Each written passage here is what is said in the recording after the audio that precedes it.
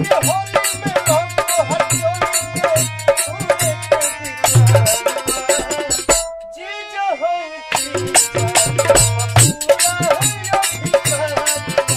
होली में मैं लेके आ रहा हूँ एक नया गाना। आप सब मनाइए होली का जश्न हमारे साथ। नमस्कार प्यारे साथियों, इस रिपोर्ट में आप सभी को बताने जा रहा हूं कि आज से पावर स्टार पवन सिंह अपने नए होली गानों की रिकॉर्डिंग स्टार्ट कर दिए है। जी हां, ये रिपोर्ट निकल के आ रही है पावर स्टार पवन सिंह के टीम के तरफ से। और आप सभी को बता दूं कि 22 तारीख से जो कि गाने की शूटिंग स्टार्ट होगी और 23 तारीख के बाद आप लोग के बीच में गाने का पहला पोस्टर आएगा।